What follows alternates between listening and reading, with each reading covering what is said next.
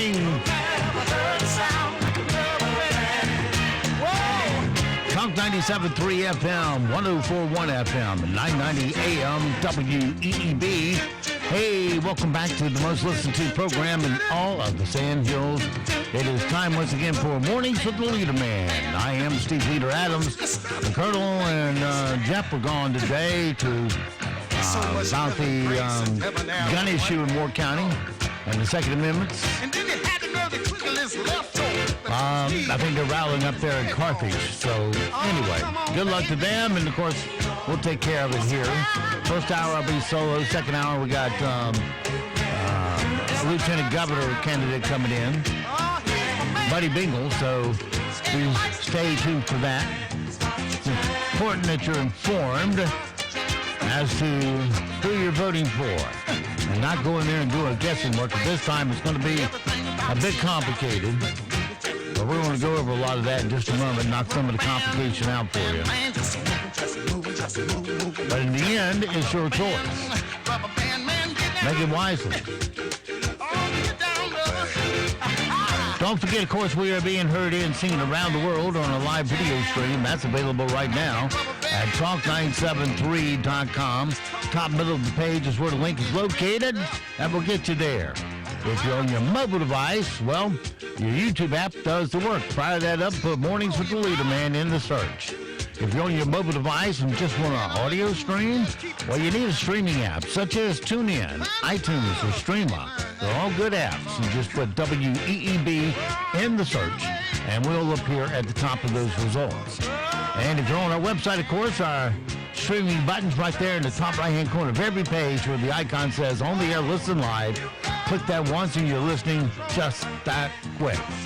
Weather for us today here in the Sand Hills area. It's going to be sunny today. A few clouds. I have 61, so a nice day for this time of year. Partly cloudy tonight, a low of 45. Well, we don't escape moisture for long. 50-50 shot of showers tomorrow, cloudy and 65. Same for tomorrow night, a low of 50. Wednesday, 70% chance of showers and 51. Thursday, 20% chance of showers and 46.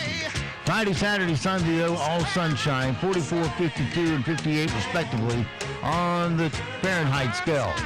Right now around the Sand Hills, winds are calm, visibility down to 0 due to all the fog, so headlights on. Pressure is 3014, dew point 42, humidity max at 100%. It's foggy and 42 degrees currently here at Talk 97.3 FM, 104.1 FM, and 990 AM WEEB.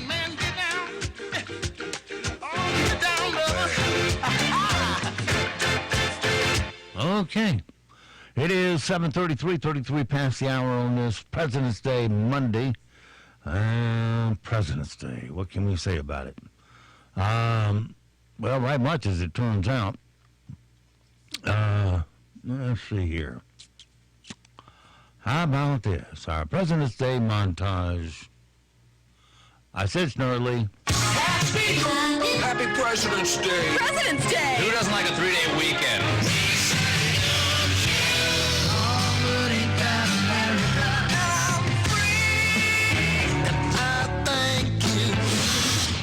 Okay. I don't like that one. All right.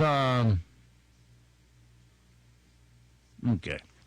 Well, anyway, the post offices will be closed. All government buildings, you know how it is. They can't work. Yeah, government job is a good job these days. You know, when I was growing up, back before cars. No, seriously, when people my generation grew up, your ideal goal was to be an entrepreneur, to find something you like, become good at it, and see if it can support you. Because you know the old saying, if you do something you love, you never worked a day in your life. All you do work. There are things, part about any job that you don't like, but it's got to get done. So anyway, that's what we're doing. But the downside of that is you got to meet payroll every Friday. You have to make all the expenses. The electricity's not going to wait. The phone's not going to wait. Internet's not going to wait. All of those bills that come pouring in, regardless of how well you're doing. And you got to meet them.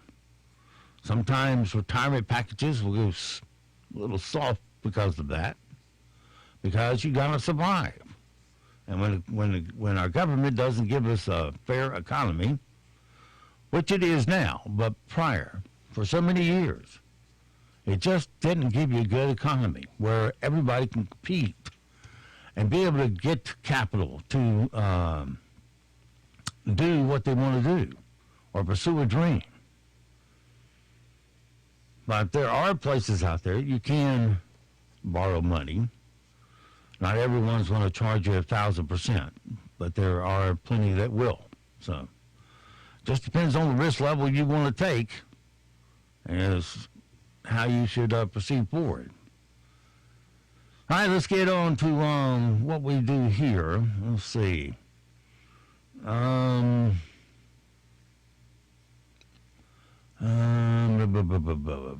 Okay. Valentine's Day is over. It's time to quit all the mushy stuff.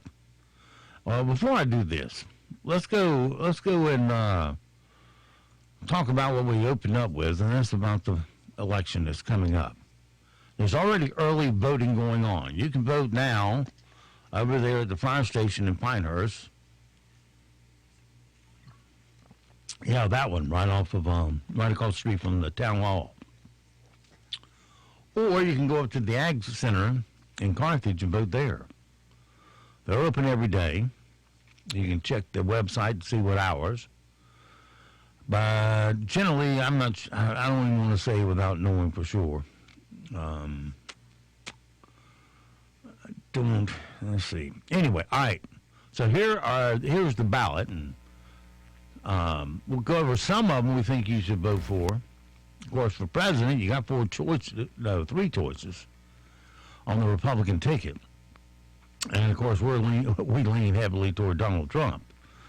The U.S. Senate, you got Tom Tillis, and Paul Wright, Larry Holmquist, Sharon Hudson. We had Larry Holmquist on here last week. Sounds like the kind of guy you'd like to have as your senator. But whether or not you want to put him up or Tom Tillis up is up to you, because whoever it is, they're probably going to be facing Cal Cunningham in the general election. And Cal is a force to be reckoned with because he's funded big time. And so you got to put the people that can raise money up there.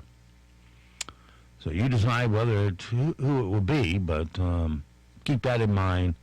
They got to have a strong treasurer's chest in order to be viable. That's just, doesn't matter how good their words are. If they can't carry the campaign financially, you're sunk. For governor, for the Republican ticket, you got two choices, Dan Forrest and Holly Grange. And Dan Forrest, by far, is my choice. He is a great speaker. He commands the room when he speaks. And he's the kind of governor that you would want with the kind of leadership you'll get. My opinion. Lieutenant Governor, we're going to have Buddy Bingle on today. Andy Wells is advertising here. We've had Renee Elmers on. I believe we had Greg Gephardt on here too. But there are others on there. John Ritter, Mark Robinson, Scott Stone, Deborah Cochran, and Mark Johnson. There's a whole bunch of them there. 9 of them running. So that's going to water down who gets the most votes, but you're going to have to kind of fit in there. I suggest that you listen to Buddy Bingle today and see if he'll be on at 8:30, and you can make a decision there. For, let's see, State Auditor, we had Tim Hogemeyer on there, and he sounded like, to me, he said everything they need to say correctly and gets my vote, but we have not heard from Anthony Wayne Street, or Tony Street. So you have to do your own homework on that one. Ronald Pierce is running against Mike Causey for insurance commissioner on the Republican ticket. Mike Causey will be here this week to tell you his side of the story, and then you can make a more informed decision. For North Carolina House Representative 52, you got Chief Bob Timmy running on the ballot. It just says Bob Timmy, and he's listed first. And Jamie Bowles is listed there also. Jamie is running for re-election. Jamie's been elected numerous times to the seat. Some of the elections have been close. All the others, I think, one of them was close, and the rest were pretty much runaways in favor of Jamie. I guess everybody knows where Jamie stands by this time. Bob Timmy has been on twice on the station and talked about his issues that were important to him. And the main issue, I guess, is do you want to drain the swamp or not? If you think Jamie's not part of the swamp, then you might consider him. Otherwise, if you want to drain the swamp, you can't go wrong with Bob Timmy. So we strongly encourage you to consider him and then make your choice accordingly.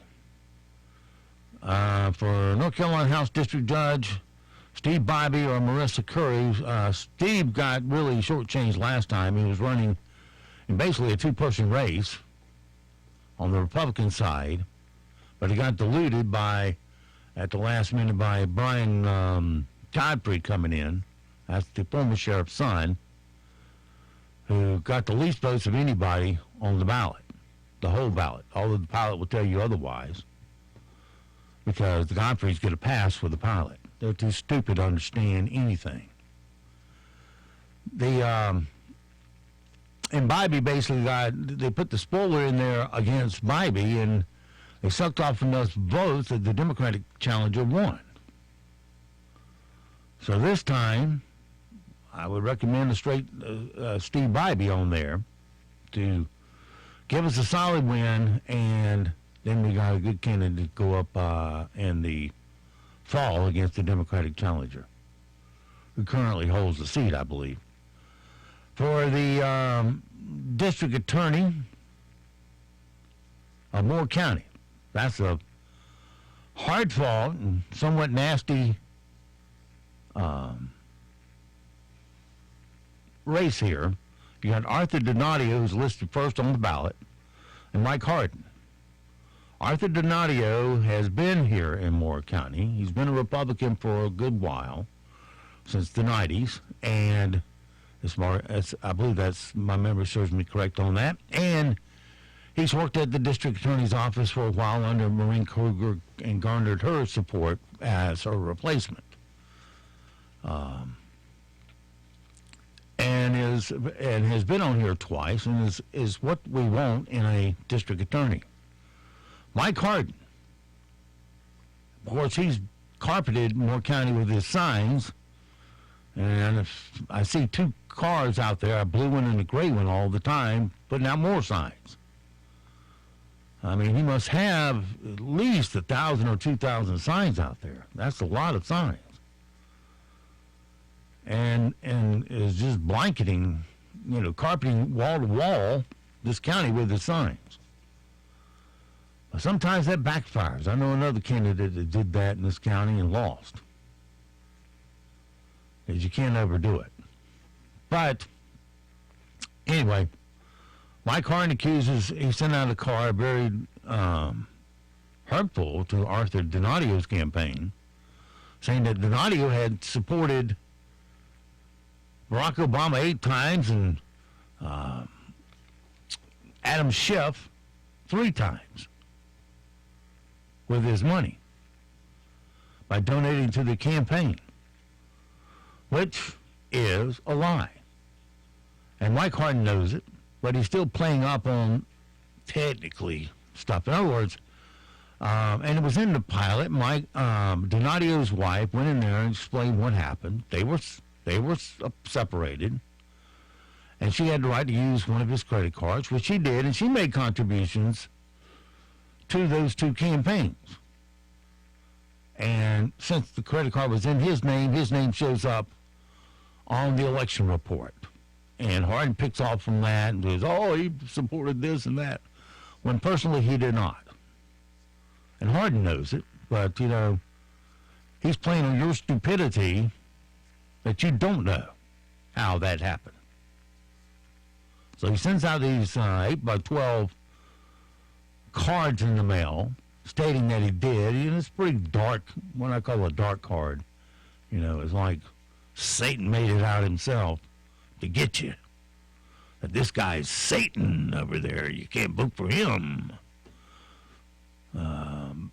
But you make the choice. Is it dirty pool that you don't want to be a part of? And also, Mike Harden didn't become a Republican until 2016, and that was just so he could run for a district judge, which he lost. And now he's remained a Republican to go after the district attorney seat. So now you know of his character, you make the decision. We are recommending Arthur Donadio. We offered an invitation to Mike to come on here and explain himself. And he wrote, after careful consideration, we've decided to decline your offer for an interview and to advertise. Okay, so be it. Then we have, Board of Commissioners. This is important.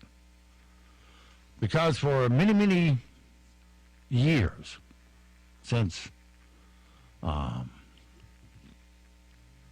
Nick Persano resigned, which was 8 years ago, we've had a Board of Commissioners that just basically rubber stamps everything. School board comes, rubber stamp, boom, how much do you want? Boom.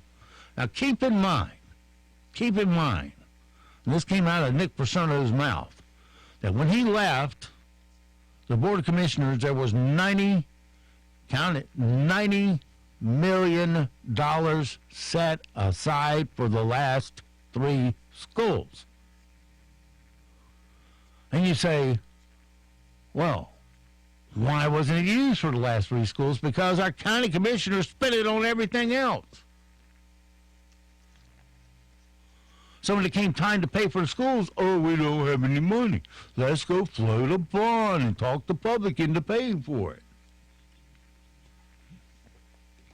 It's just gross mismanagement. Our county board, as it is run by the staff. Staff comes in and says, I need for this. For us to be able to function as a county, we need. And the commissioners go, okay, here's the money. We'll raise taxes. Nobody ever goes through that budget and looks at it and sees where the positive and negatives of the budget are. If the staff needs it, they just put it in the budget, and then the budget's presented as a whole, but nobody weeds through it. Nobody really understands it. And here recently, Louis Gregory comes up and says, well, I'm going to be tough on the school board this time. I'm not going to give them a carte blanche. Where were you the last 4 years, Louis? Where were you? We had all this crap from our fearless leader, the superintendent, Bob Grimacy. You weren't there to stop it. When we had $90 million in there, you gave it away. So it's time to put Ron Jackson in there, who won't put up with this crap, who will look at every number before he spends it, because he's one of the largest he pays the largest share of taxes of just about anybody in this county.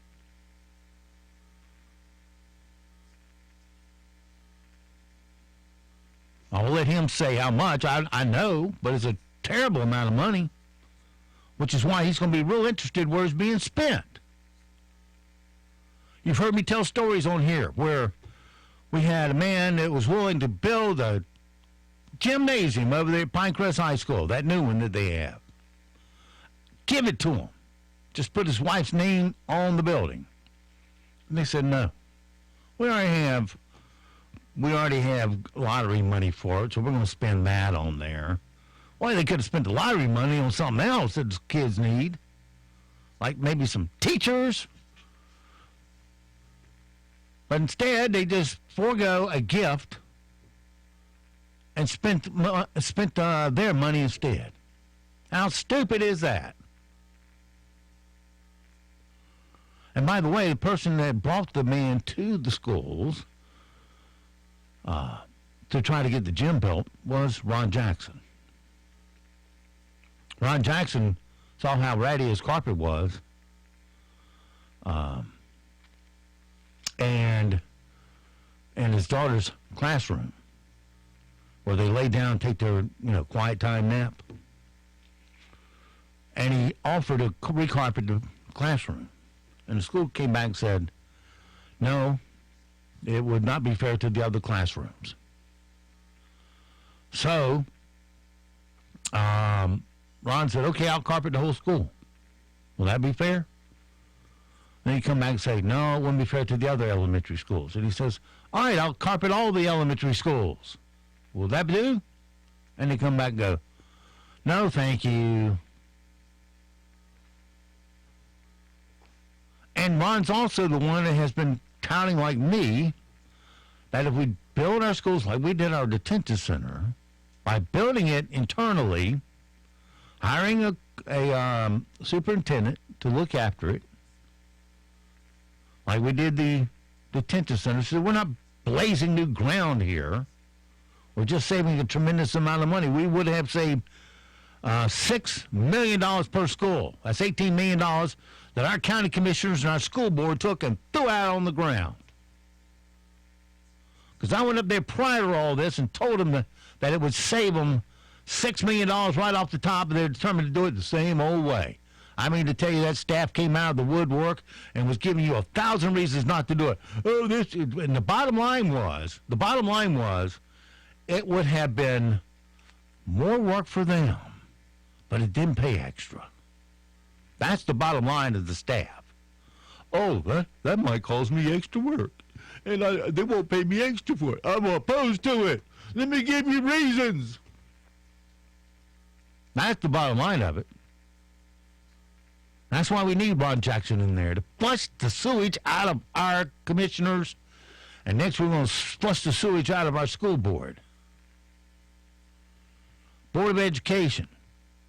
Speaking of the school board, you got Helena Wallen Miller and Crystal Williams and Robert Levy running for District 2. Helena Wallen Miller's got all the school moms supporting her. Or not. I can't remember. Did she lose the support? Or maybe she didn't get the teacher's support. But she's the current, she was the school board chairman. I believe she's not now. But anyway, she's a viable force. She's good on social media. But she's part of the swamp. She's part of those that spent the money recklessly. She's part of those that said that it was okay for the guy tearing down the Pinehurst Elementary School, and any fool that knows when you're going to tear down a 60-year-old school that it's going to have asbestos in it.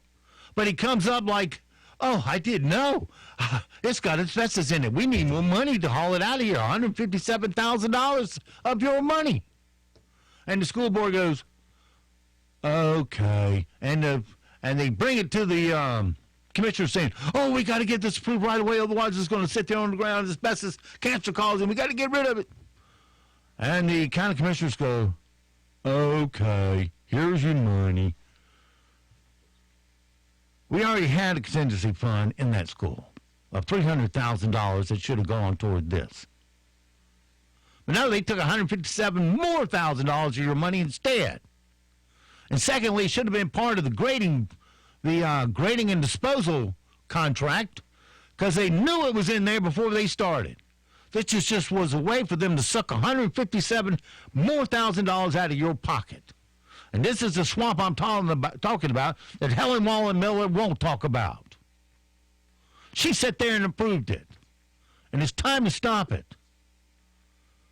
The only choice here is Robert Levy. He's more than qualified. He's been from the classroom to everything else in this county, and a lawyer. And he'll get in there and watch the budget for us. And if he won't, well, then he'll meet our wrath. But if you want the swamp to go away, you got to drain it. And the only way to drain it is to put somebody else in there. And on the school board, you can start right there by voting out Helen Wallen Miller and voting in Robert Levy. Now, the school board has another seat, District 5. What you vote on both of these districts, by the way. Only people from the districts can run, but you vote on all of them. So you will get a chance to vote for Robert Levy, and you'll get a chance to vote in District 5. In District 5, you got Edward Spence Jr., John Weaver, and Philip Holmes. And we recommend Philip Holmes for the spot so that we can drain the swamp. Everybody claims they want to drain it. Here's your opportunity to start showing that you mean it.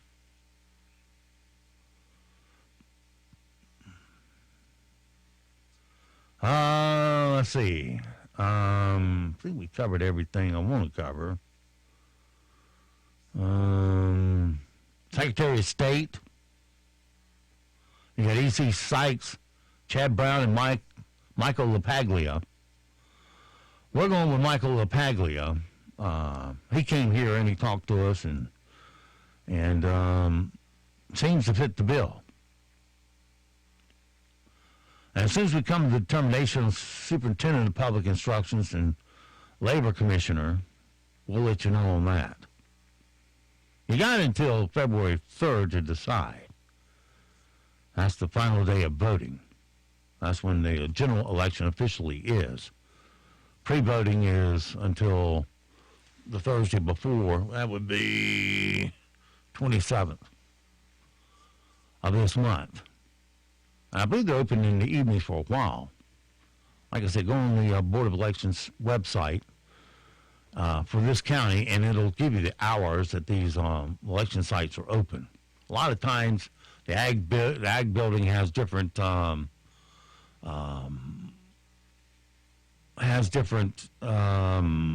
than the fire station will have in Pinehurst. But either way, it will behoove you to go to the website. Make sure you go during the hours that they're open. If you were to go right now, well, I'd say the earliest they open is 8, but they may be 10. I don't know off the top of my head. But that's anyway, those are your people we would endorse and like to see get on the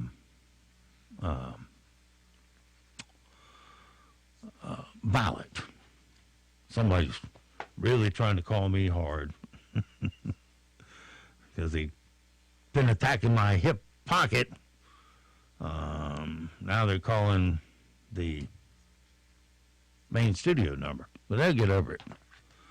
It's kind of hard to talk to the mic and a phone at the same time. I don't know why that concept can't sink in some people's head. All right, 8:58, 58 past the hour. Not much time to do anything, is there? No, kind of blew that, but we'll get it. We'll pick it up another day. Tomorrow, next hour, we got the. You should bring Steve. Lieutenant Governor candidate Buddy Bingle will be here in studio to talk to us. So tune in and find out about him and see if he fits the bill. Again, we got to drain the swamp, not only here in Moore County, but also in Raleigh. All right, currently here in the Sand Hills, we're looking at foggy skies, 42 degrees. Your full forecast is up next. We'll follow it all up with your latest news, sports. It's 8 o'clock. This afternoon will be a pleasant one. We're also going to see temperatures warm up as we go through the day. To anticipate those clouds to break apart and highs to head into the upper 50s and lower 60s. Tomorrow, scattered showers will return into our area, and we're likely to see those warmer highs build in. We'll top in the upper 50s and low to mid 60s by the afternoon. Once the system clears the area by the end of the week, we're also going to see our temperatures take a dive. I'm meteorologist Peter Sherwood in the Weather Center. Broadcasting from the top of the North Carolina Sand Hills, 97.3 FM, 104.1 FM, and 990 AM, WEEB, Southern Pines, Pinehurst, Aberdeen. Breaking news this hour from townhall.com. I'm Jeremy House. 2 charter flights carrying passengers from a cruise ship that was quarantined in Japan amid a virus crisis have landed in the U.S. The planes were carrying about 340 U.S. passengers from the Diamond Princess cruise ship, according to Japan's defense minister. The State Department says 14 of those passengers said they tested positive for the coronavirus, but were allowed to board the planes anyway because they were not showing symptoms. All the passengers will be kept in quarantine on those Air Force bases for 2 weeks. Correspondent Julie Walker reporting. People in and around the Mississippi capital of Jackson are bracing for more flooding as the rain-swollen Pearl River continues to rise.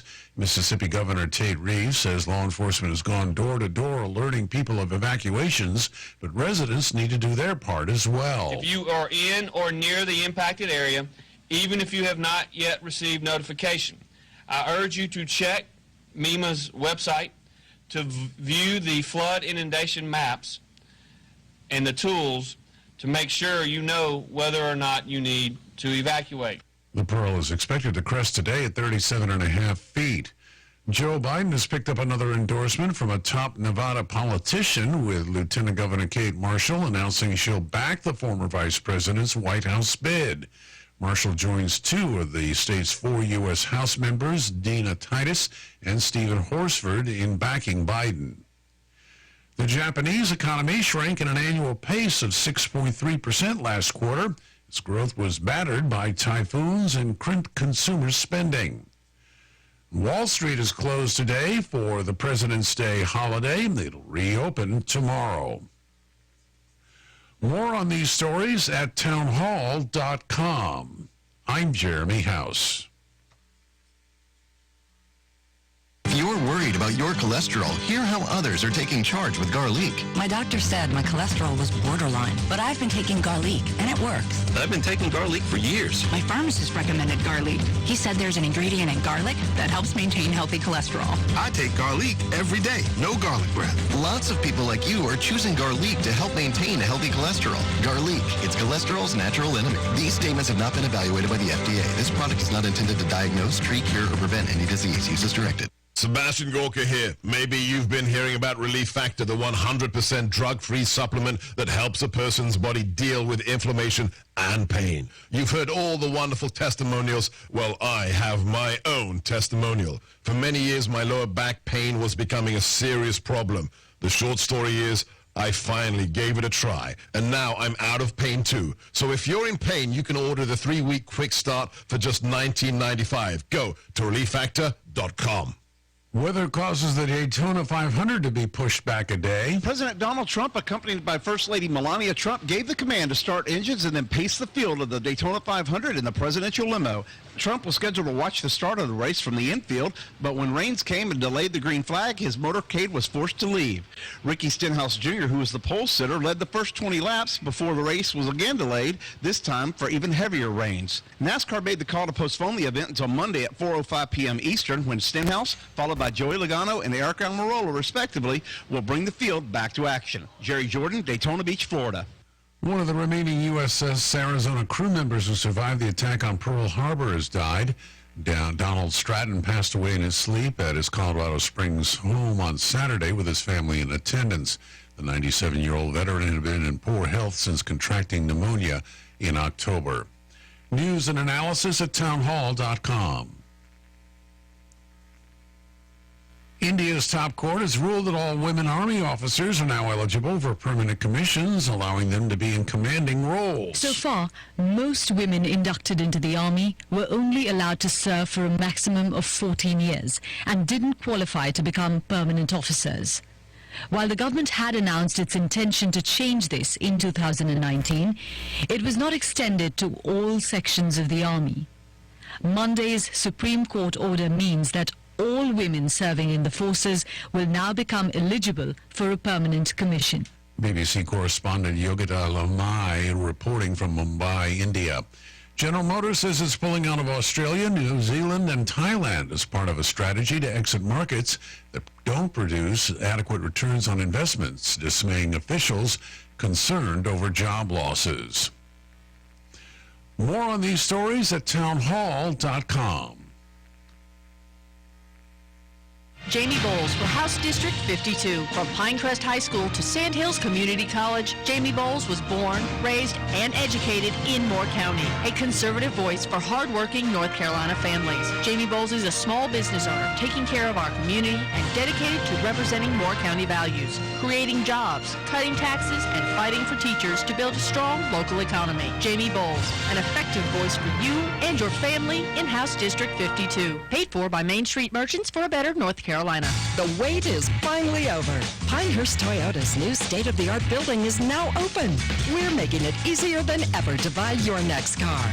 With every Pinehurst Toyota purchase, you get the Pinehurst Toyota Advantage Plan. That includes our 3-day exchange policy, a lifetime limited powertrain warranty, 2 years no-cost maintenance, free car washes, complimentary loaners, and so much more, all at no extra cost to you. Stop in today to browse over 350 new, certified, and quality pre-owned vehicles. Our highly trained staff is ready to give you more for your trade and get you into your new car faster and easier than ever before.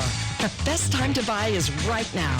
Visit PinehurstToyota.com to shop our entire inventory, get pre-approved, take advantage of our monthly service specials, or schedule your next service appointment. Pinehurst Toyota is open 7 days a week or anytime at PinehurstToyota.com. No cost maintenance provided by Toyota Care. See dealer for complete details. On the line with us, a great friend, Rodney Swarms with the Plumbing Night. Rodney, it's 2020 already, and once again, you're giving back to the community by teaching classes on the plumbing trade. How is that going? Steve, thanks for asking. As I've said before, the class has been a real success. It's hard to believe, but we have just been approached in our scheduling to talk to 3 middle schools in this area about plumbing. Unbelievable. Now, Rodney, you're not suggesting that you are teaching a college course to middle school students, are you?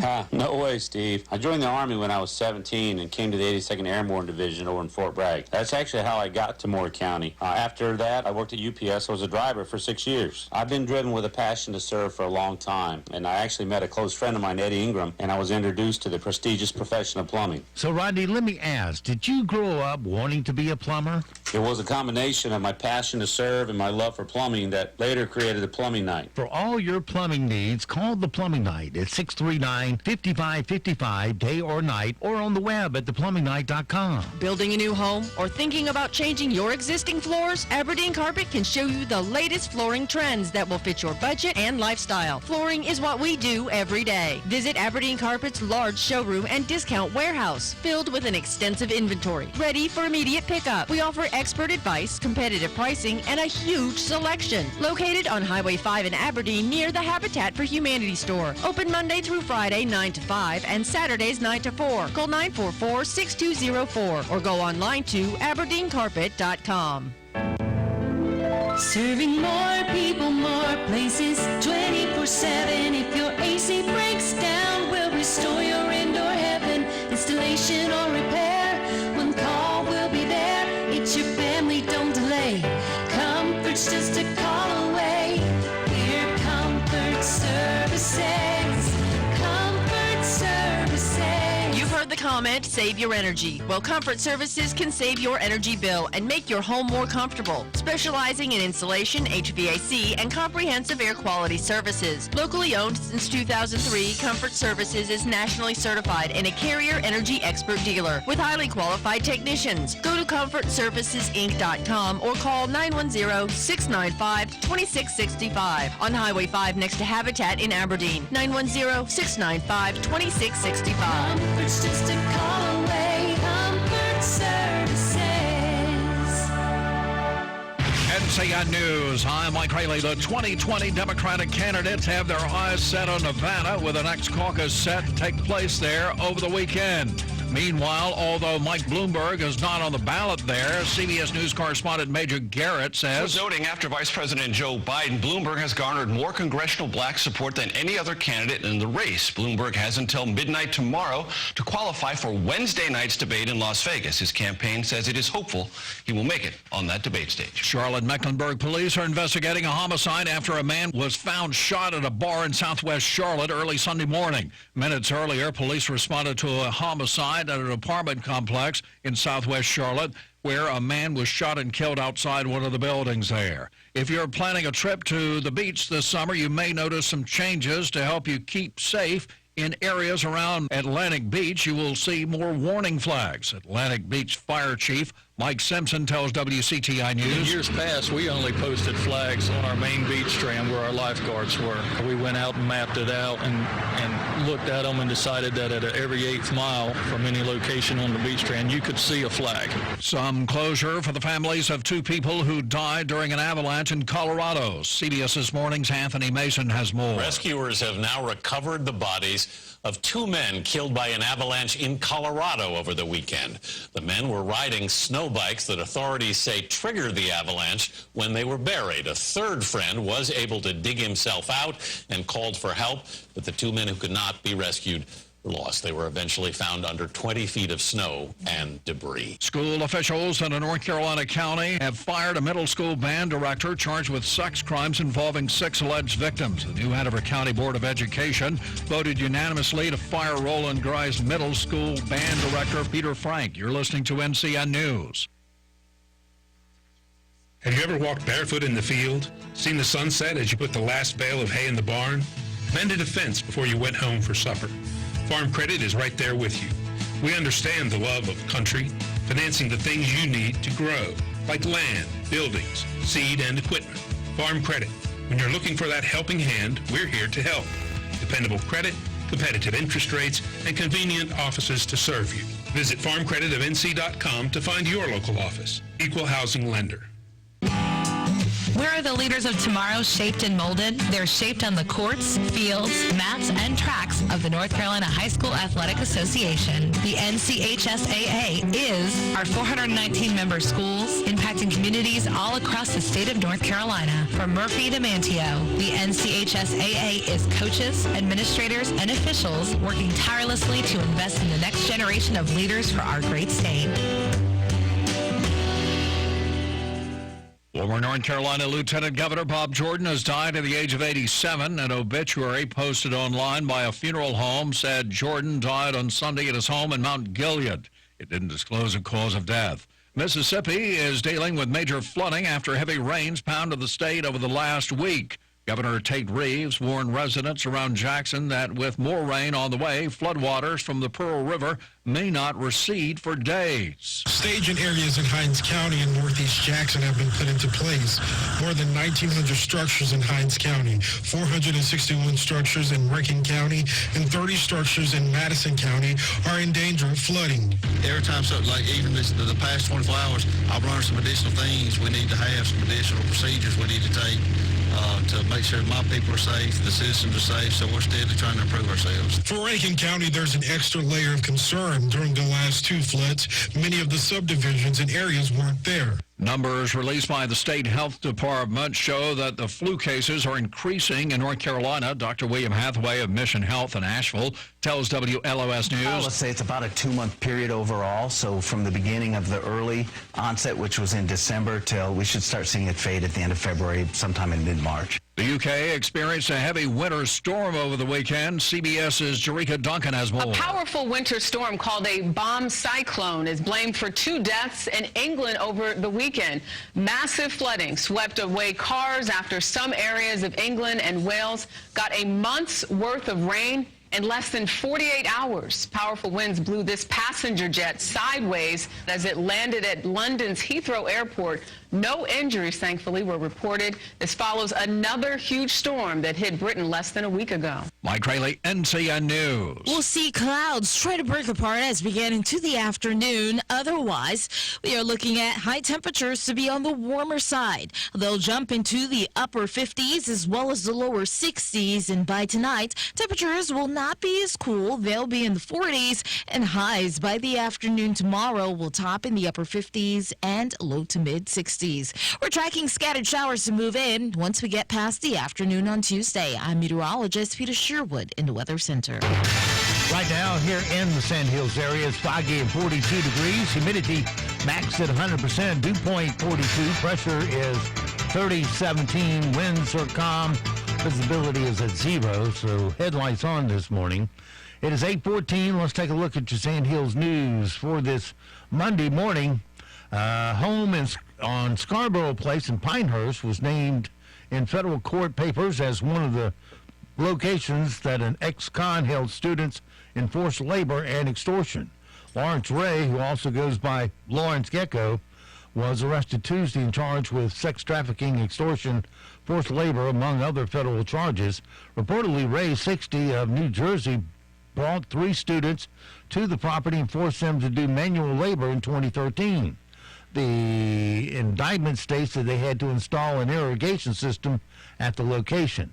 They suffered physical abuse at the hand of Ray while at the home in Pinehurst. He would also falsely accuse the victims of damaging the property and threatening to take out charges on the damages, and even drove them to the Pinehurst Police Department on several occasions.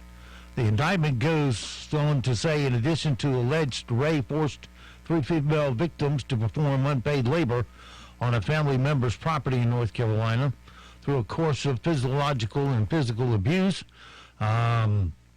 Ray forced these victims to do extensive physical labor, sometimes in the middle of the night with no pay. As alleged in the indictment, Ray used physical and psychological threats and coercion to indoctrinate and exploit a group of college students in Westchester County, as well as other victims. Ray extorted approximately $1 million from at least 5 victims, forced certain victims to perform unpaid labor, and caused, through force, fraud, and coercion, at least 1 victim was engaged in commercial sex acts. He laundered the proceeds of his crimes through an internet domain business. Ray committed these offenses in locations including Westchester County, New York, and as well as Pinehurst, North Carolina. FBI Assistant Director William F. Sweeney said, if you or someone you know come into contact with Mr. Ray, they're asking you to get in touch with the FBI at 1-800-CALL-FBI. That's your latest Sand Hills news this morning, but stand by. Here comes all your latest in sports. Right now, here on Talk 97.3 FM, 104.1 FM, and 990 AM WEEB. NCN Sports, I'm Josh Zach. We'll probably hear that for the second time in 2 days when the Daytona 500 resumes this afternoon. For the first time since 2012, the 500 has been postponed by rain. It was cut short after 2 lengthy delays, totaling more than 3 hours.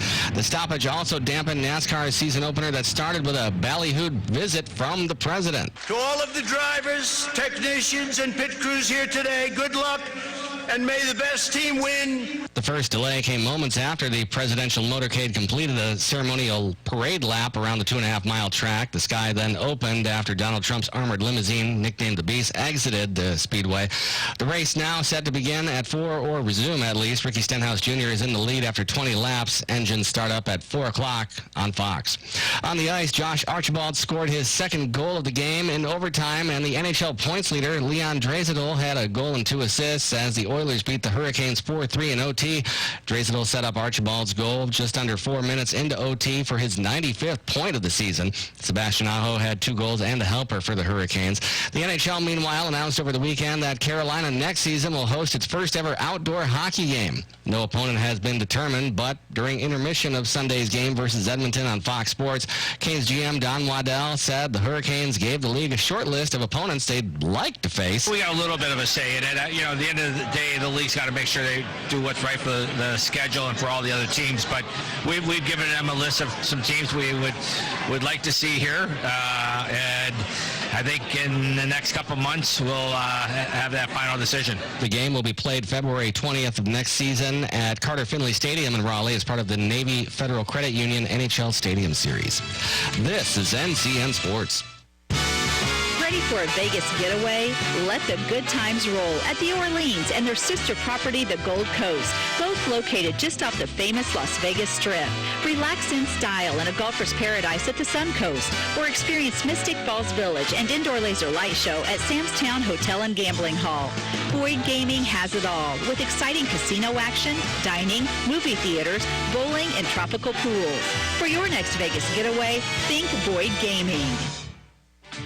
2020, another big year for North Carolina politics. Republicans and Democrats battling for the state's electoral votes, competing for the governor's mansion, control of the General Assembly, the top job in the state Supreme Court. Carolina Journal covers all the action. Available each month as a free newspaper, every day online at carolinajournal.com. Carolina Journal, your best source for government news that affects you. Visit carolinajournal.com today. Anthony Davis capped a 20-point performance in the NBA All-Star Game last night by hitting the game-ending free throw to complete Team LeBron's 157-155 victory over Team Giannis. At last night's game, NBA Commissioner Adam Silver announced the NBA's All-Star MVP trophy is being renamed the Kobe Bryant MVP Award. That trophy going to Kawhi Leonard, who hit 8 3-pointers and scored 30 points. I'm sure there'll be other honors as well, and as I mentioned, there are other things that we will be discussing with our board, the NBA board, when we meet in April to honor David. But this one seems so appropriate here at All-Star because no one embodied All-Star more than Kobe Bryant. Bryant was also announced as an NHL Hall of Fame nominee during All-Star Weekend. Another nominee, Kevin Garnett, was named. The complete class will be announced April 4th at the Final Four in Atlanta. Josh Zach, NCN Sports. If you're in the market for a pre-owned vehicle, I've got some good news. Now, you've got a choice. Aaron Cooper of Cooper Ford and Carthage is proud to announce Cooper Auto Choice because he understands how important it is that you have choices when it comes to purchasing a pre-owned vehicle.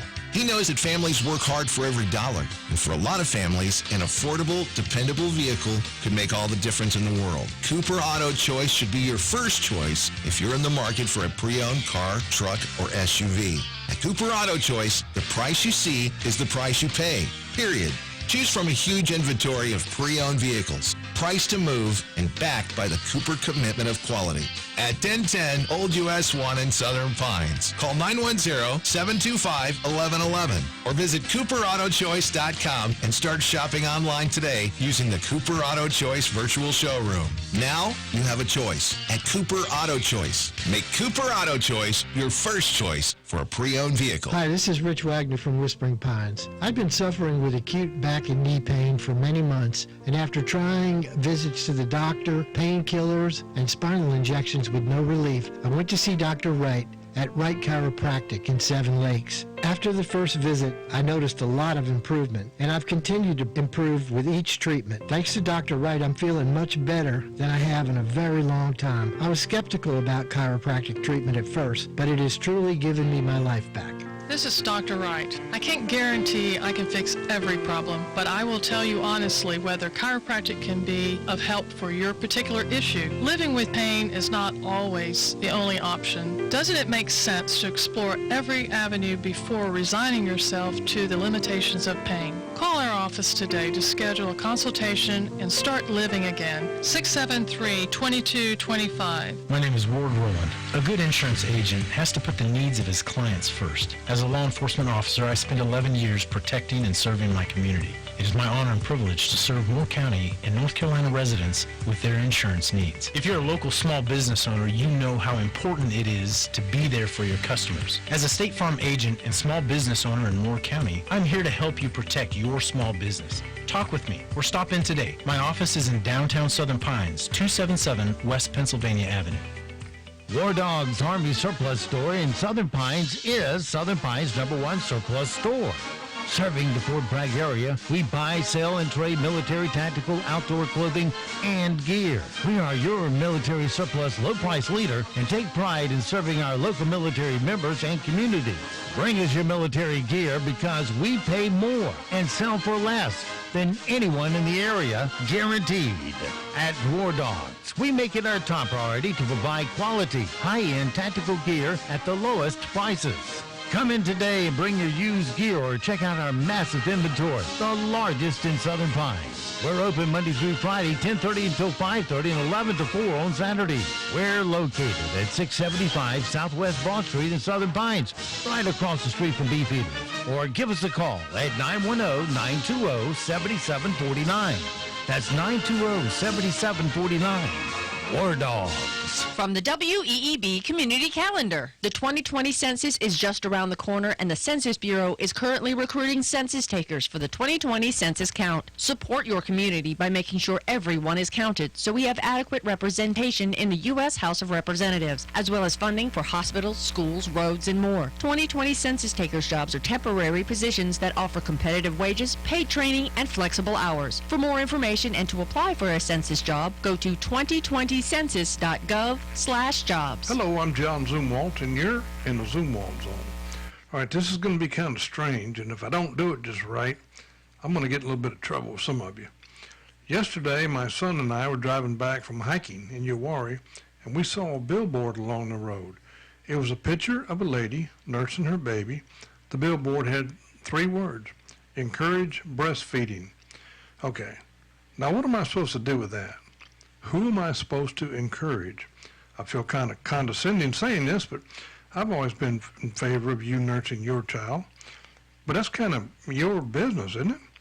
I can't walk up to someone, as a man especially, who's with a child and engage them in conversation in which I'm encouraging them to breastfeed. Ma'am, you don't know me, but I see you're about to have a baby. I'd like to encourage you to breastfeed your baby. She would say, who are you, a doctor or some other health professional? And I'd have to answer, no, I saw it on a billboard on the side of the road. Billboards are expensive, but if you're paying for one, you can put anything you want to on there. You could even put a picture of your family if you wanted to. I think if I had one, I'd say, please show up at the courthouse this Tuesday to support the Second Amendment. It's very important. Don't leave it to someone else. Let our commissioners know you're behind them and making Moore County a Second Amendment sanctuary county. That's what I'd say if I had a billboard in the Zumwalt Zone. This afternoon will be a pleasant one. We're also going to see temperatures warm up as we go through the day. To anticipate those clouds to break apart and highs to head into the upper 50s and lower 60s. Tomorrow, scattered showers will return into our area, and we're likely to see those warmer highs build in. We'll top in the upper 50s and low to mid 60s by the afternoon. Once the system clears the area by the end of the week, we're also going to see our temperatures take a dive. I'm meteorologist Peter Sherwood in the Weather Center. And now, the Sandhills' #1 morning show. Mornings with the Leader Man. Here on Talk 97.3 FM, 104.1 FM, and 990 AM WEEB. And heard and seen around the world at talk973.com. The best part of waking up is waking up with us. Happy President's Day. President's Day. Who doesn't like a 3-day weekend?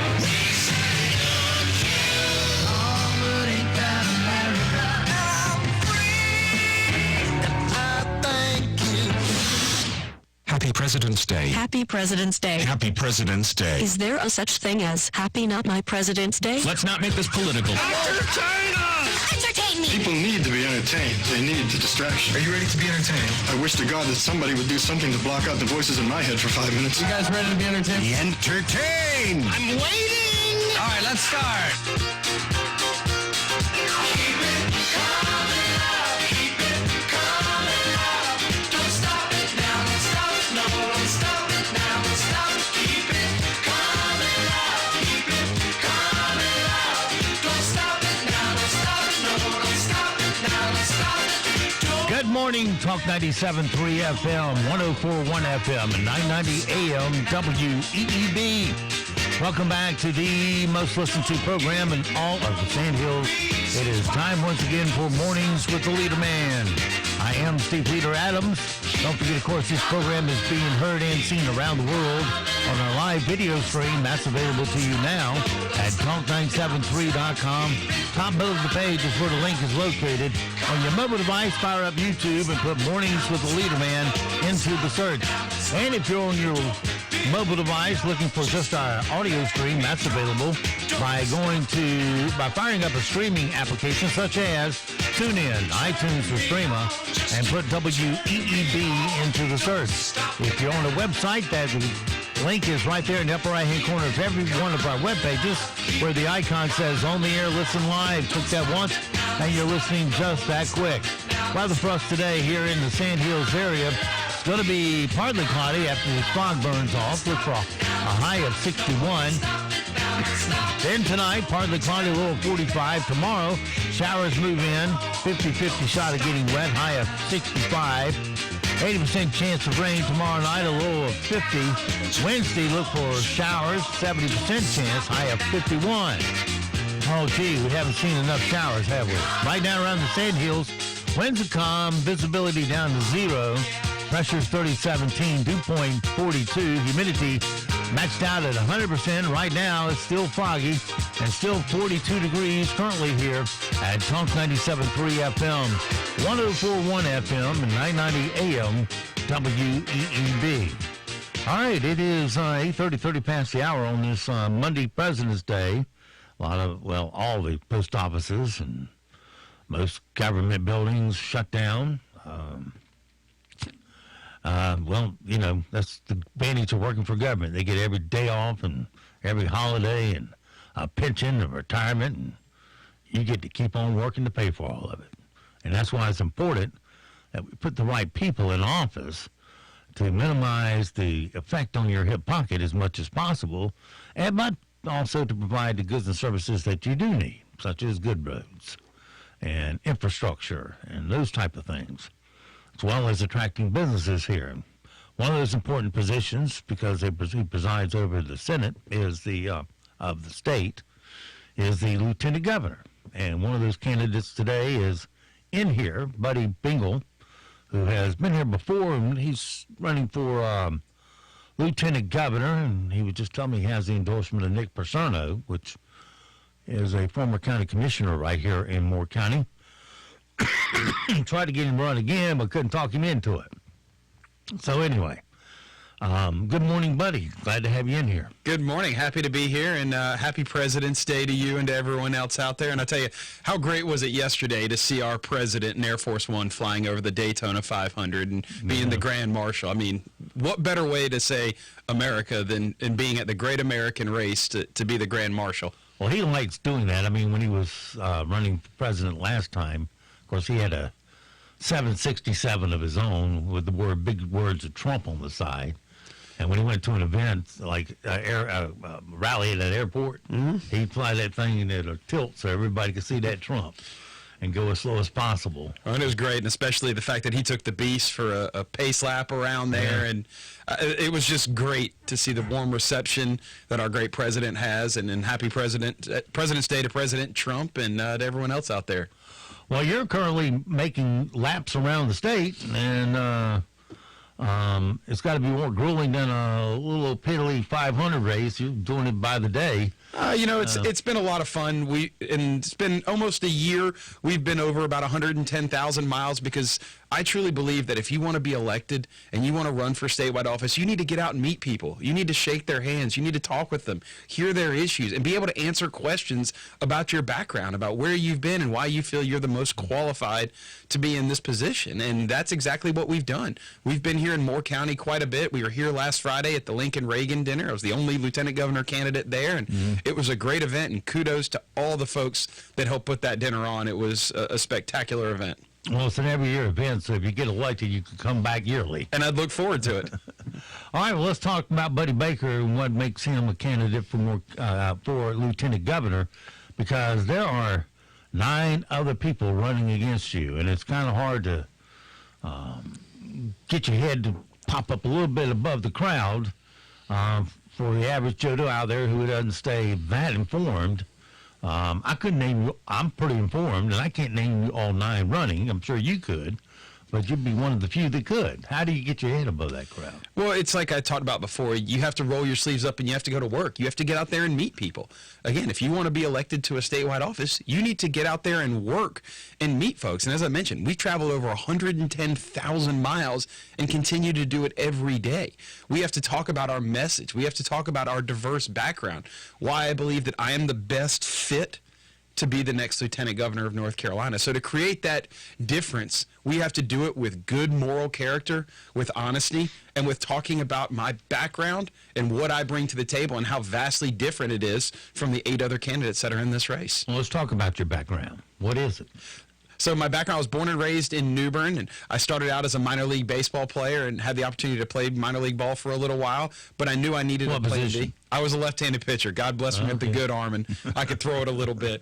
And right out of college, I went in with my family and started our first company and owned a baseball franchise that I still own today down in Morehead City, North Carolina. I have a sports consulting firm. What are they called? The Morehead City Marlins.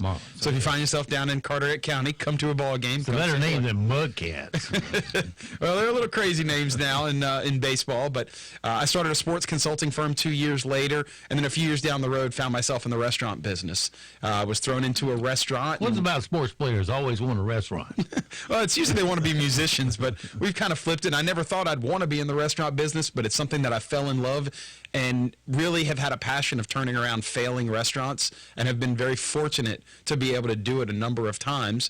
But I also believed in getting involved, and I've spent time doing a lot of nonprofit board work from hospital foundations, economic development boards, and really making sure that I'm getting involved in the community to help make other people's lives better. But a lot of things really turned after Hurricane Florence that put my hometown of New Bern completely underwater, and that really spurred a lot of action from me and being able to go out and help feed people. We spent a lot of time out feeding people that didn't have a meal, that were without power for numerous days, and a lot of parts of it kind of felt that. That area of the state gets bullseyed every time a hurricane comes up the coast. It does, and unfortunately Hurricane Florence was one of the worst, if not the worst, eastern North Carolina has ever seen, especially for us in New Bern. It was the worst we had ever seen. But it was something that was important to me to go out and help lead and help work with the disaster relief recovery efforts. I started the New Bern Relief Fund that's raised almost $400,000 to get people back in their homes, to build new homes, to make sure that people have roofs over their head. And it was done. We did it because we knew people needed help. We were all in a tough situation, and we needed help. And I want to be able to continue that here in North Carolina, that this is about being able to go out and say, how can we help? How do we help the little towns that have been forgotten about? Working with the people that have been, in essence, forgotten about and saying, your opinion, your vote matters. And we urge people to continue to get out and vote, and we'd be humbled and honored to be able to earn people's vote and support in the March 3rd primary. Well, the lieutenant governor is a little more widespread than, say, a vice president is because, well, A, you don't have to be of the same party and all that stuff.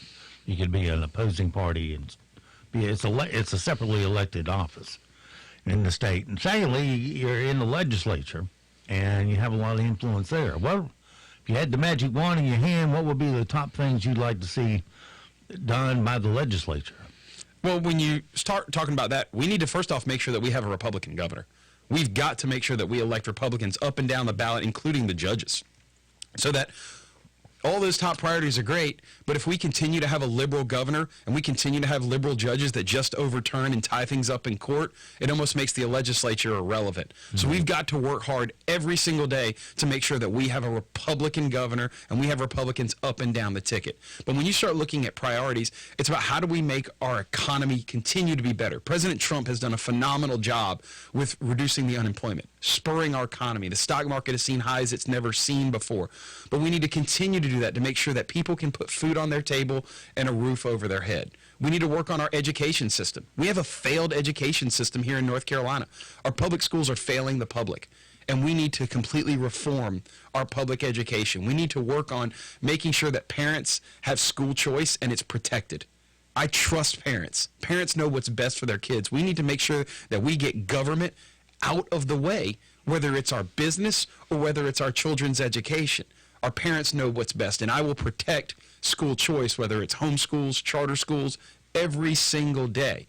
And then finally, we need to make sure that North Carolina is the most military-friendly state in the country. We don't need to talk about it. We need to do it. And I would urge our state House and our state Senate to finally remove the tax on military pension post-1988. We're one of only 8 states that still tax the military pension. So we can keep veterans right here in North Carolina. They're workforce trained. They're ready to go to work. And we should say thank you to every service member, and both service member as a veteran or active duty. Thank you for your service, because every single day they go to the federal government with a blank check up to including their lives, and they put it on the line for us. The least we can do is say thank you for your service, and how do we keep you right here in North Carolina? You know, one of the complaints I hear in this area, Moore County, that the state legislature throws on us is unfunded mandates. We get mandates for class sizes, but they don't fund enough teachers. So the county has to make up the difference in my hip pocket in property tax. So what would you do about that? It goes back to the same theory that the government needs to get out of our way, whether it's school or whether it's business. I don't believe the government should be telling us how to live our lives. That's the problem. I think they get their hands involved in way too many things. Well, they're saying like K through 3, and I may have my numbers wrong, but I'm pretty sure I'm right. K through 3 can't exceed 18 students in a classroom. But they didn't send the money to do that. They did it over 3 years. And that would require X amount more teachers, and they funded Y but not X. So they came up short, and of course the county has to make them up in every school. Well, and when you go back, and that's why you're seeing more parents utilize school choice, and it's why we need to protect it. We have a governor that wants to get rid of that. We have a governor that says, well, I'm going to send my kids to a nice private school, but you shouldn't be able to do that with your kids. Yeah. And we need to work on making sure that we are protecting a parent's right that says, you know what, if I don't want to deal with that, I want to be able to have my kids go there, they should be able to send their child to a private school. And that's a problem right now that we have with, unfortunately, our liberal governor that wants to take that right away, that wants to force our parents to do something they don't want to do. And it's why we need a Republican governor. It's why we need Republicans elected up and down the ballot. Now let's talk about economic growth. There's certain things that the president can do on a nationwide basis to spur growth. Like one of the things Trump did that Obama failed to do was... just one thing? Well, I said one of, was to cheerlead the economy. You know, Obama was sitting there saying, well, you got to get used to less, and those jobs are gone, and we're no longer an individual country. We're a global economy, and blah, blah, blah, blah. You know, instead of getting there, when Trump comes in, he says, this is a great place to work. This is a great place for companies to come to. We're going to lower taxes and attract them back in here. Jobs will come back. I'm going to go personally lobby for him with these big corps, in which he did. And that cheerleaded the economy and got the ball rolling. You know, when the president's saying that things are great, things start to turn great. Obama never did. And that's what I call, he never put the pie in the oven and cooked it. Well, it's because, unlike President Obama, President Trump has actually started, built, and succeeded businesses. President Obama had never sat in a hot seat and knew what it was like to build a company. Right. That's why it took a business owner, an outsider, and a fighter to go into the White House and start to clean things up and to start to turn our economy. And it's what I feel right here that North Carolinians deserve. I'm a business owner, I'm an outsider, and I've had to fight and claw my way through business and to get me where I'm at today. And that's why you're seeing our economy where it is, because you have someone that understands how to build a company, to expand it, to know how to make it move, and to make lives better for North Carolinians. It's why you're seeing wages go up. It's why you're seeing our economy get better, because competition drives it. I believe in a capitalistic society. Let the free market dictate, and let companies have the ability to grow and expand, not be regulated like you saw under Obama. What about the government size itself? Do we need more goods and services from it, less, or just better management of what we have? Well, the problem you see is that, unfortunately, people want to think it's the government's job or Congress's job to fix all the problems in the world. A lot of those are just coming down to straight personal responsibility and accountability. And if you have that, you can fix a lot of problems right here locally. But when you talk about it, I absolutely do not think we need to expand government. What we need to do is make government more efficient. We need to remove the bureaucracy from government. We have too many employees that have been there for long periods of time, and the only reason they're there is, well, I've been there for 20 years and they can't fire me, and they're not doing their job. We need to start holding government employees accountable for their jobs and their actions, and if they're not doing their job efficiently and effectively, then we need to get rid of them. That's how the private sector works.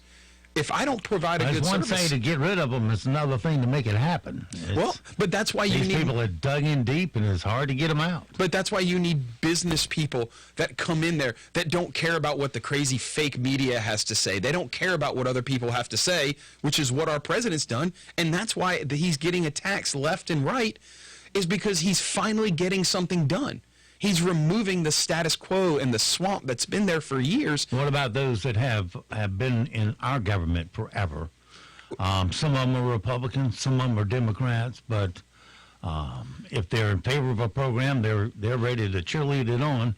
If they're not, they're ready to squash it as quick as possible and resist as much as they can, regardless of who's in office. Well, I think before you start looking at that, what you have to start doing is looking at the efficiency, looking at the way the wheel spins and turns. I think back again in our company of saying, okay, I'm not going to go in and just start removing people that have been there for a while. I'm going to look at how we can create efficiencies and make sure those people are doing their job. And if they're doing their job efficiently and effectively, and we're turning a good return on investment, great. But we need to do better evaluations of everything across the board to make sure that we are lean, we are efficient, and we're not wasting taxpayers' money. What about, one of your opponents talks a lot about sanctuary sheriffs. What's your view on that? You know, unfortunately in this state, we have a problem with about 5 sheriffs. And those sheriffs have decided that they're going to do basically what they want to do. This is not a Republican or a Democrat issue. This is a public safety issue. And instead of just rambling and talking about it, I've gone out and met with sheriffs. I've gone and spoke to them and heard them. And it's an issue of saying, if someone has gone out who is illegal and has raped, murdered, sexually assaulted someone and is in prison, we should honor an ICE detainer so our federal government can come get that illegal and make sure that they are no longer a threat to our society. This is not a political issue. This is a public safety issue. And I'm very proud that I've not only met with the majority of the Republican sheriffs or spoken with them, but I have the endorsement and support of them. And I've done it honestly, and I've done it openly with them. And I've sat down and I've heard their concerns, but we need to stand up, and most importantly, we need a governor, a lieutenant governor that will back our law enforcement and back our sheriffs. And as lieutenant governor, I will let every sheriff know that I'll have your back, and if you don't do your job, we will call you out on it. We're talking with Buddy Bingle, who is running for lieutenant governor here in Moore County. There are 9 candidates on the ballot. He's one of them. Another big issue here in Moore County is the Second Amendment. That's where Jeff and John are today, defending that up there in Carthage rally that they're having, that they're trying to get on to the county commissioner's agenda to talk about it and secure it with in accordance to our Constitution. What say you? I say the Constitution is probably the greatest living document that we've ever seen written, and we need to protect our Second Amendment. We don't need, when you look at what's happened in Virginia, you've got crazy Democrats coming in and saying, you don't need to have that weapon, or you don't need to have that. We're going to start enforcing it. It goes back to saying the government's trying to tell us how to live our lives. I love my guns, all of them, whether it's a 22 or an AK. I love all of them, and I think it's our right to bear arms. And if we start infringing upon our Second Amendment right, it starts to infringe upon our First Amendment. We don't go in and say, well, your words hurt me, so let's cut back on that because you don't really need those words. That's not the interpretation. Our Constitution says that we have a right to bear arms. We have a right to bear arms to make sure that we as citizens are protected. And as Lieutenant Governor, not only will I stand up and fight for the Second Amendment, I will ensure that it is protecting people the way that it was written, meaning that we have the right to bear arms. And if you want to carry a 45 or an AK, God bless you. Good for you. You should, and you would have my full support. As I mentioned, I love my guns. I enjoy going out and shooting them quite often. And I think that we need to make sure that what happened in Virginia does not happen right here in North Carolina, which goes back to why we need good conservatives up and down the ballot to get elected, to make sure that we are protecting our rights. because the Democrats are coming to take them away. Mm-hmm. All right. We also, Buddy, have a lot of veterans here in our area that live in Moore County. Of course, there's spinoffs from the Fort Bragg over there, Fayetteville. And they live here in a big part of our community now. That seems like we're the hot spot to go and live in. We have a beautiful community. and commute back, but, get out of the all-military environment. But there are a lot of things that they provide to us, and one of them is that dome of security, as I call it, economic security, because it's important that they're viable and stay viable in this area and have a lot of economic strength.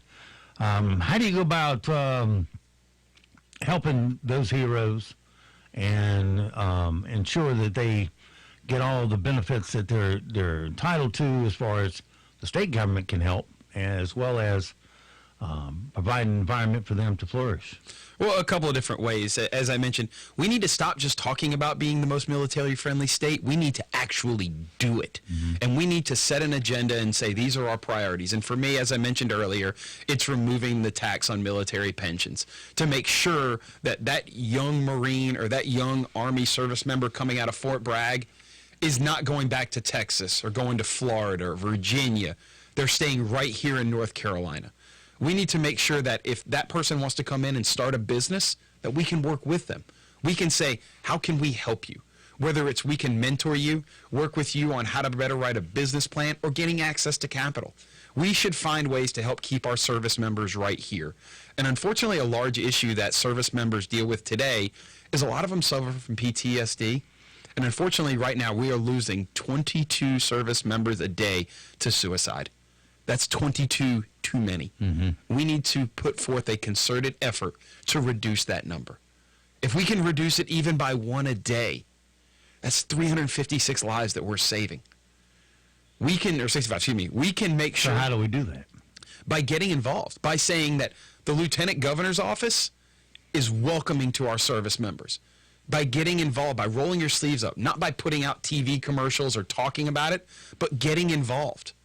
Under the Office of the Lieutenant Governor, we should be having a committee that talks about military and veteran affairs and how we can take action, how we can utilize our voice to be able to advocate with our House and Senate members to say, here is what's important. We're down on the ground working with them every single day. Mm-hmm. Here's how we can help them, to work and mentor with them. But most importantly, let them know that they have a friend that cares about them, that will actually be willing to work with them instead of against them, that will finally say, we want you here in North Carolina. Thank you for your service. We love you. We love what you've done for our country. We believe in standing up for our flag just like you've done by putting your life on the line. We want to respect you and honor you and keep you right here and help you, whether it's start a company, whether it's find a job, to help make life easy, not just for the service member, for their families. Mm-hmm. Because their families are just as much as important as they are. They put up as much of a sacrifice as the service members. That mom that's raising 2 kids while their husband is overseas, that's very difficult on that mom. We should be working with that person and that mom, or even that dad, to help them acclimate to life here, but to also say if they want to go out and be a teacher, working with them on making sure their certificate transfers, whether they're coming from Texas, New York, wherever, to make sure that lives are easy on the service member's family as well. Mm-hmm. That's how we can do that, but we need to roll our sleeves up and actually get to work for our veterans. Education, by the way, we're talking with Buddy Bingle, who is running for Lieutenant Governor in Moore County, in the state, I should say. And there are 9 candidates on there. He's one of them.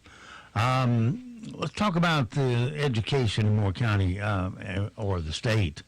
I know here in Moore County we're kind of disgusted with the results that we're getting because we got schools that are getting D grades and C grades, and they all should be A's and B's. We have none that are A's. We have some that are B's. The only A school we got in Moore County is a charter school. So obviously, most of it's best held at a local level, but mandates are put on us by the state government that just gunks the work and how we can function. You must have a class size, this size, and so forth. Everything becomes so rigid, you have no flexibility to adjust to your situation. And we got to get rid of these D schools and improve it. Part of that I throw on our local school board and their lack of being able to lead anything. But what would you do as a state? Well, again, we've got to hold people accountable, but first and foremost, it goes back to electing a Republican governor, because the governor appoints the Board of Education seats, a majority of them. Mm-hmm. So we have to hold them accountable, and hopefully once we have a Republican governor, which I intend on having in 2021, that we can now put good Republicans on that Board of Education that understand fiscal responsibility, but most importantly, understand accountability. We're not holding people accountable for their jobs. If you have a D business, that business goes out of business. Or that owner says, I need to make a change. And right now we have a failing school system. Our president said it during the State of the Union address. There's a reason for that. We've got to start holding people accountable. And you talk about a charter school, that's why we have to protect school choice. That's why we have to get rid of Roy Cooper, because Roy Cooper wants to do away with charter schools. Mm-hmm. He thinks they're just a waste of money and a waste of time. And that's the furthest thing from the truth. Competition is good. Who has the power over the schools? Is it the superintendent? Is it the Board of Education you talk about? Or is it the legislature? Well, again, that goes back to talking about the dysfunction across the board, because you have a superintendent and you have a state board of education. Neither are accountable to each other. The superintendent is accountable to the people because he or she is elected, and the state board is appointed by the governor with a few additional members that are put on it. So you really don't have an efficient system. That superintendent position, quite frankly, we should do away with it, and we should have that as an appointed position. They can't do anything without funding from the legislature, right? Correct. So there's no accountability. Now, we're spending a good amount of money in our public schools right now. It takes up almost 60% of our state's budget. Mm-hmm. We need to be making sure that people are held accountable for that money, that money is being spent wisely, and we're getting a rate of return on it. And if we're not, we need to fix the system. We don't need people that are like a revolving door that just keep coming through. The recycled politicians are using the revolving door to go from one thing into the next or one job into the next. We need people that are coming from an outside that have the agenda of getting things done. They're not and I don't like to use the word career politicians, but there's someone that doesn't have the agenda of going, okay, what does this lead me to? Is this leading me to the next position or the next role? Look at our president. He said, I'm going to get something done, and he's getting something done. One of my pet peeves is that the laziness of our college professors, in that most of them teach no more than 9 hours a week. 3 hours is more normal for them. For a week of work, which they're getting paid well in the system for, and have tenure and can't be fired, and all this good stuff, but for 3 hours a week in a classroom, and it's been going on since I went to state, and that was back, I graduated in 75, and this crap was going on then, that the most anybody any professor ever taught on that campus was 9 hours a week. Most of them were in the 3 hour range. It goes back to bureaucracy and why we need to get rid of it. And we need to remove those things. But I think about our UNC system here. And you're right. What we're paying some of those professors, I think that money could be better used at some of our community colleges. We need to be promoting trades. Mm-hmm. We need to be talking about vocational training. And I was meeting with a president of a community college right here in North Carolina, and he was telling me the number one most requested study is cybersecurity. But the problem is that most cybersecurity experts are making $100,000 a year. How's he supposed to attract them? And he's got a budget of $50,000. But yet you have UNC professors that are basically indoctrinating kids and putting their liberal agendas on them, mm-hmm. making $100,000. I'd rather get rid of that professor and go into a community college and say, I'd rather hire that cybersecurity person to be able to come in and teach these kids. I got 30 seconds. I want to give them to you to tell folks why they should vote for Buddy Bingle for lieutenant governor. I'm a business owner. I'm a political outsider, and I'm a fighter.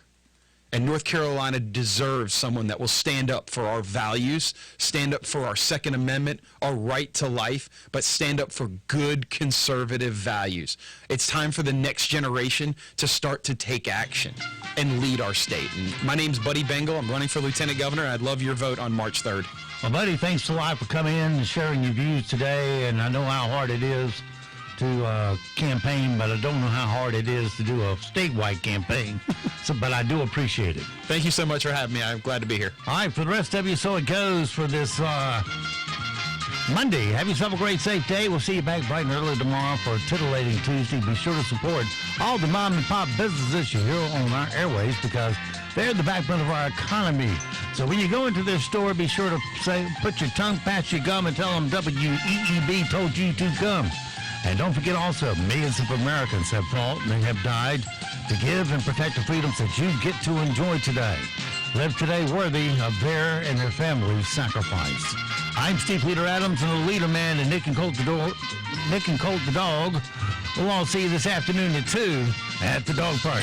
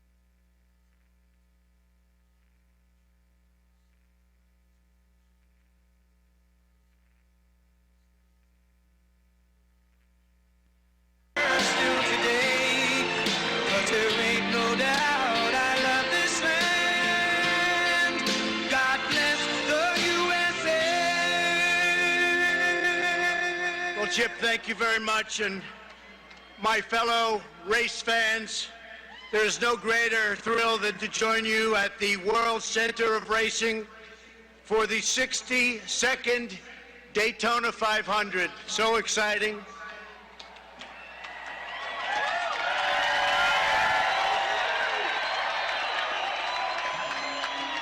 The Daytona 500 is a legendary display of roaring engines, soaring spirits, and the American skill, speed, and power that we've been hearing about for so many years. The tens of thousands of patriots here today have come for the fast cars and the world-class motorsports.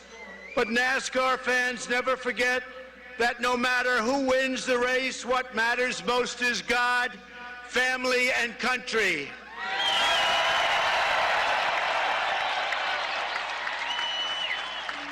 Joining us today are Gold Star families whose loved ones made the supreme sacrifice to defend our freedom and our flag.